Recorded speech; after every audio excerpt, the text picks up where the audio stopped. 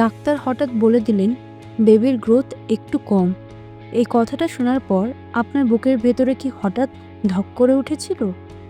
মাথার ভেতরে হাজারটা প্রশ্ন, যেমন আমার বেবি কি ঠিক থাকবে, আমার কি কোনো ভুল হয়েছে, এখন কি করলে বেবিকে বাঁচাতে পারবো। 1 মিনিট, এই ভিডিও শেষ না করে কোথাও যাবেন না, কারণ আজ আমি আপনাকে বলবো বাচ্চা ছোট মানেই কিন্তু বিপদ নয়, কিন্তু ভুল সিদ্ধান্ত মানেই বিপদ। আর শেষে এমন একটা সত্য বলবো যেটা জানলে আপনি নিজেই অবাক হয়ে যাবেন। আর হ্যাঁ, গুগল দিদির পরামর্শ আজ বন্ধ, আজ শুধু সত্য কথা। তাহলে ভিডিওটি শুরু করি। ফার্স্ট পয়েন্ট, বাচ্চা ছোট মানে আসলে কি? ডাক্তাররা একে বলেন IUGR, মানে ইন্ট্রা ইউটেরাইন গ্রোথ রেস্ট্রিকশন। মানে বেবি গর্ভে আছে ঠিকই, কিন্তু তার বয়স অনুযায়ী ওজন বা উচ্চতা কম। এখন প্রশ্ন হলো, এটা কি সবসময় বিপজ্জনক? একদম না, কিন্তু সমস্যা হয় যখন প্লাজেন্টা ঠিক মতন কাজ করছে না, মায়ের রক্তচাপ বা হিমোগ্লোবিন কম, খাবারের ঘাটতি বা অতিরিক্ত স্ট্রেস। ভাবুন তো, আপনি যদি নিজেই ঠিক মতন না খান, বেবি কি ম্যাজিক করে বড় হবে? ভয় পাওয়া বন্ধ করুন, কিন্তু ইগনোর করা মারাত্মক ভুল।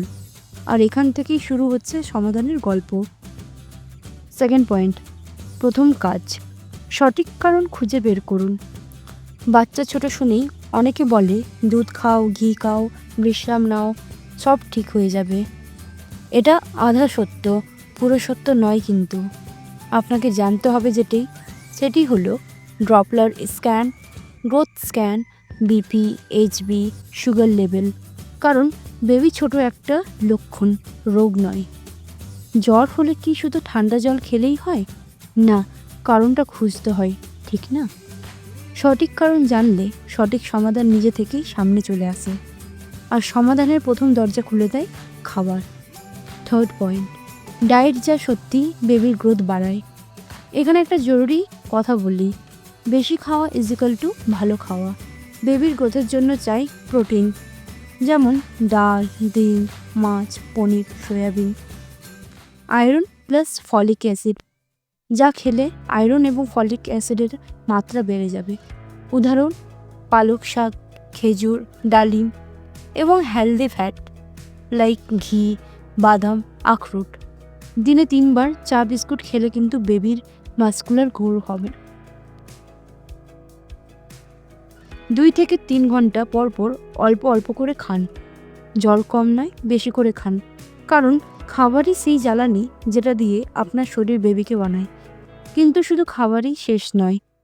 ফোর্থ পয়েন্ট, বিশ্রাম, স্ট্রেস ও পজিশন, যেটা কেউ বলে না। আপনি কি জানেন, বাম কাতে শোয়া, দিনে 1 থেকে 2 ঘন্টা বিশ্রাম, এই দুটো জিনিসই প্লাজেন্টার রক্তপ্রবাহ বাড়ায়। আর স্ট্রেস, ওটা হলো নীরব ঘাতক। আপনি কি সবসময় ভাবছেন সবাই ঠিক আছে, শুধু আমার বেবি কেন ছোট?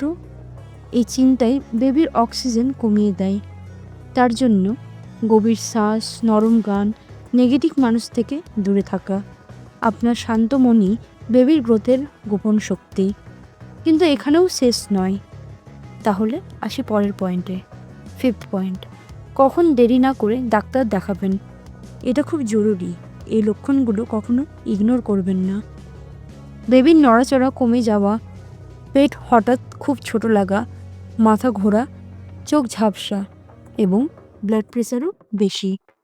সময় মতো সিদ্ধান্ত, সময় মতন ডেলিভারি অনেক বেবিকেই সুস্থ করে তোলে। সাহস মানে অপেক্ষা নয়, সাহস মানে সঠিক সময়ে সঠিক অ্যাকশন। কিন্তু এখন সবচেয়ে গুরুত্বপূর্ণ প্রশ্ন, সব বাচ্চা ছোট মানেই কি সিজারিয়ান? নর্মাল ডেলিভারি কি সম্ভব? বেবি জন্মের পর ক্যাচ আপ গ্রোথ কি হয়? এই 3টে প্রশ্নের উত্তর আমি দেব আমার পরের ভিডিওতে, যেটা অনেক মা দেখে কেঁদে ফেলেছেন। তাই এখনই সাবস্ক্রাইব করুন। এই ভিডিওটা সেই মায়ের কাছে পাঠান যিনি রাত জেগে নিজের বেবিকে নিয়ে চিন্তা করছেন। মনে রাখবেন, আপনি একা নন। সঠিক জ্ঞান থাকলে ভয়ও হেরে যায়। ধন্যবাদ।